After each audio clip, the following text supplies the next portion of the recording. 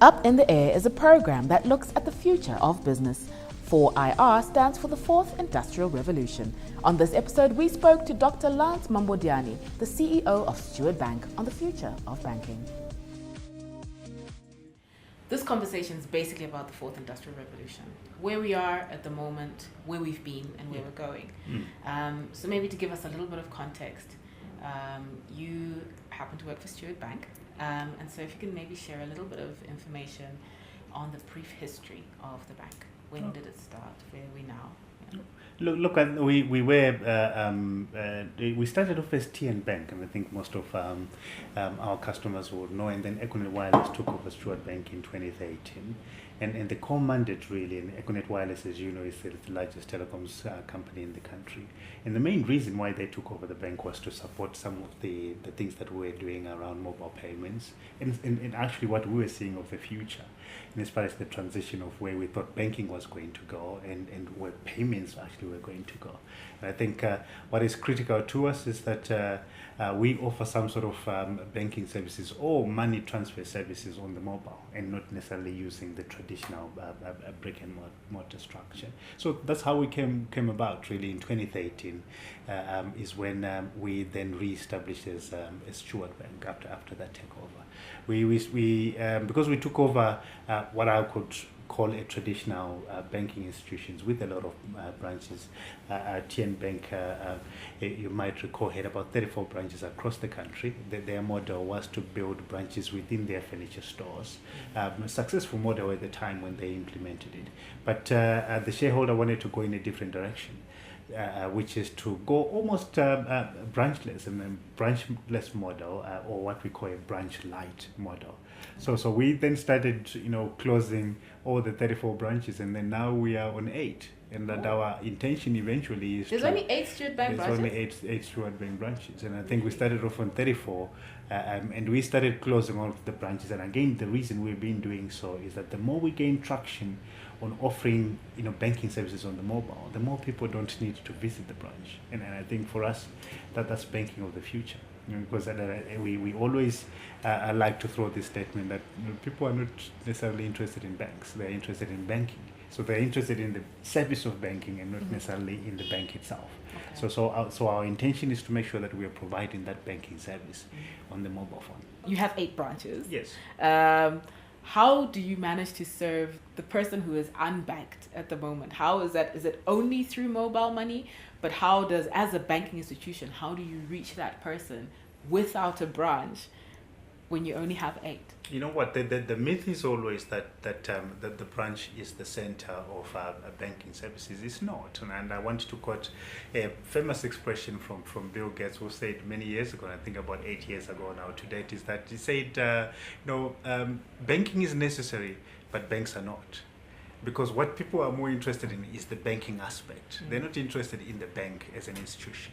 This is why a lot of institutions are now able to offer banking services without having a banking license. Because, we don't need the branch for us to conduct banking services. So that's why you keep saying that you have never visited a branch. The reason why you have never visited a branch is because you're still able to do your banking services without necessarily having that human interface.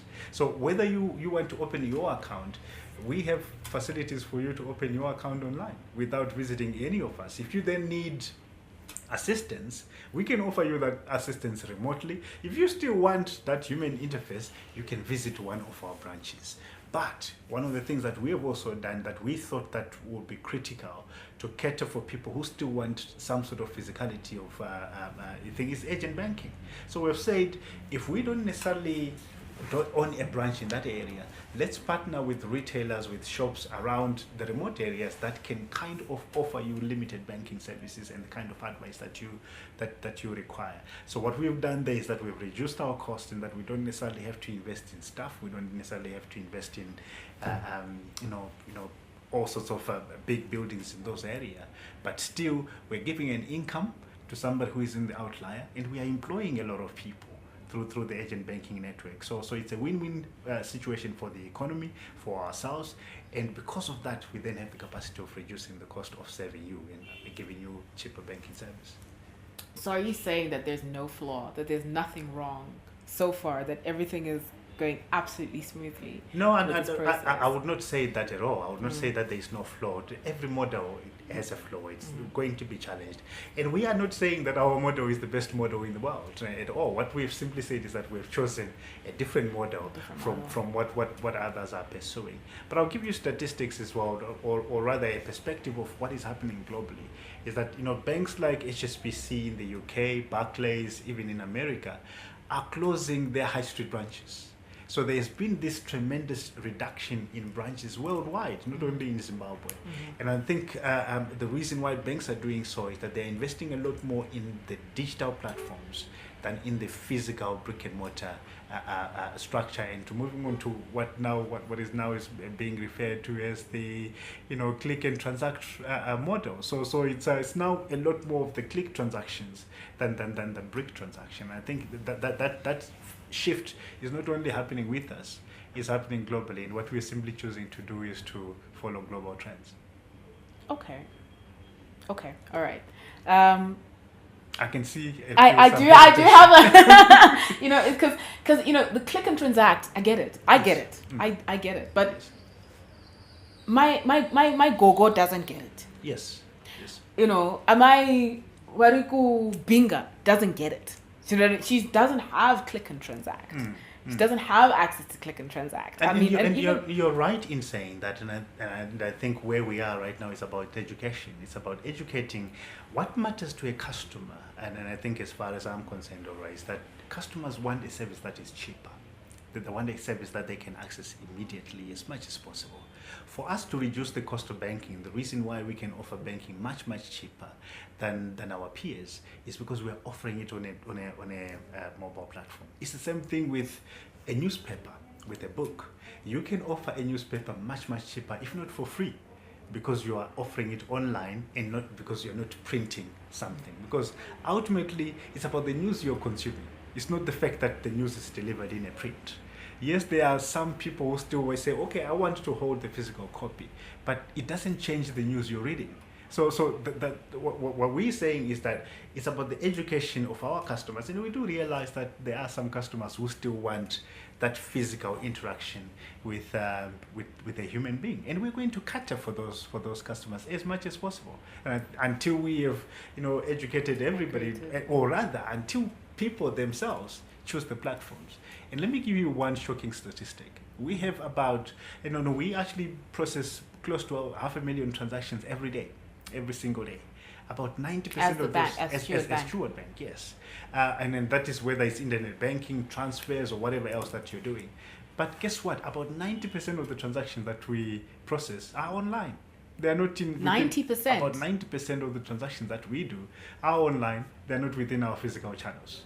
And if you look at those demographics, it's because we came in with a particular model, and our model has been that we wanted to use the mobile first as our main model of delivering banking services, and that's what we went about executing. And the reason why people are choosing us as an institution is because they find the convenience of using their mobile phone to do those transactions. So the online is specifically is that mostly mobile, or is that also internet banking? Well, it is mobile first, and then we use everything else, every other digital platform that we can. So mobile is a bigger chunk. Yes, including internet banking. Banking. We put up a question online, a hypothetical one. If you had an opportunity to sit down with the CEO of Steward Bank, what would you say? Most of it was troll, so much so that it was very hard for me to actually bring what was said. But there was generally a lot of a general sense of unhappiness, a sense of complaint, of a lot of issues that were raised, of how either that the service was bad. And people were saying like, you may be I think you have too little staff, or you haven't figured out your systems. It feels like we're being experimented on. Yes. And I don't know whether that's on the online community. Do you get the same? Have you personally interacted, first of all, with those sort of complaints, yes, we should put it at, or opinions? Absolutely. And in real time, like in the real world, like on a one-to-one basis. Is that the general consensus, or is it a different story maybe on your Well, end? let me put it this way. And we started off this institution a couple of years ago, as I mentioned to you, about 3 years ago, with about 26,000 customers. In the past 18 months, we have added on close to 520,000 more customers. So we have added on almost 500,000 customers in the course of about 24 months. And that just gives you the size of the institution that we have become, because a lot of people have started to choose us as their bank of choice. And the reason why we're being chosen as a bank of choice is because we are doing something right. You know, we're not forcing, frog matching anybody to come to Steward Bank to say open a Steward Bank account. We don't always get things right all the time. And I think I've been on many platforms that in July we had our worst time as an institution because our systems buckled. They failed. You know, I went in to apologize to all our customers. Says we know why our systems failed. We had capacity issues that we've been starting to address. We invested, and I think my chairman in the recent financial statements that we produced did mention that we invested quite a significant amount of money into improving our skills, improving our infrastructure, and just making sure that we are taking up the capacity that most of the transactions that I mentioned to you before have been coming through. Yes, so during that period, yes, customers were unhappy. Yes, there are residual issues that we have to deal with. We don't get it right all the time, but I can tell you that we've always had the commitment of raising up our hand and say, you know what, perhaps this is not working. Maybe we need to improve it. And I think the proof for us is in the fact that even within the middle of our challenges, we still have had 500,000 people coming to us and say, you know what, we believe in the model that you're following because it's cheaper, because it's giving me the convenience that I'm looking for. Okay. So our commitment has always been that we are going to continue improving as much as possible and make sure that by the time we exit next year, we are turning around that position which you referred to of unhappiness into what we know has been core. And you did ask, do I interact with some of these customers? Of course I do. And I think you get tagged a lot. You get tagged, like I think even on my on the post we put up, you got tagged a couple times. I do, and I think that the reason why I've tried to be as accessible as possible to our customers is that we know that customers want instant resolution to their queries and to their comments. And if I were to sit here and not address the real frustration of the customers, what am I here for? I'm here to ensure that each and every customer, whether it's a $5 transaction or it's $1,000 or $5,000 transaction, is treated the same. And I think one thing that I always say to my comment is that I want to feel the tension of a person's missing $5 or a person's delayed $5, as if it was my own money. So how would I feel if I were to have my $10 or my $1,000 delayed because I'm trying to transfer it to you? Of course I would not be happy. So if we're feeling the same tension that you would feel if you're your own money, then we know that we're in the course of addressing the very core of what affects people. Money is emotional. So whether it's $1, it's whatever it is. People are emotional about money because it's hard earned, and I think what we want to do is to measure up to people's expectation, to having their financial transactions done and completed timelessly and as efficiently as possible. And I think that is our commitment, and that is definitely what we're driving towards. So you're teething. Would you say you're teething? Of course we are. I mean, I think if I tell you, that I did mention to you when we started, is that we're 3 years old. And I think because we're 3 years old, we've done in 3 years what has taken some banks 100 years to accomplish. And we like I said, it's not a perfect model yet, and it's not that we are here to experiment with people. We know what we know what we want to achieve, and we know what we are about, and we are not going to deviate from what we believe is a model that is international, a model that we believe is going to work. What we simply need to do is to, of course, work much harder to delivering on that model a lot more efficiently. So people are not interested in the fact that we are teething. They are simply interested in service and how efficiently they access that service. So we are not going to hide behind the fact that we are 3 years old. but we're going to mention that we are 3 years old. And I think those customers who have come to us, some of them have understood that we are going through a journey. And I think that's a journey that we have been tirelessly working to make sure that we perfect.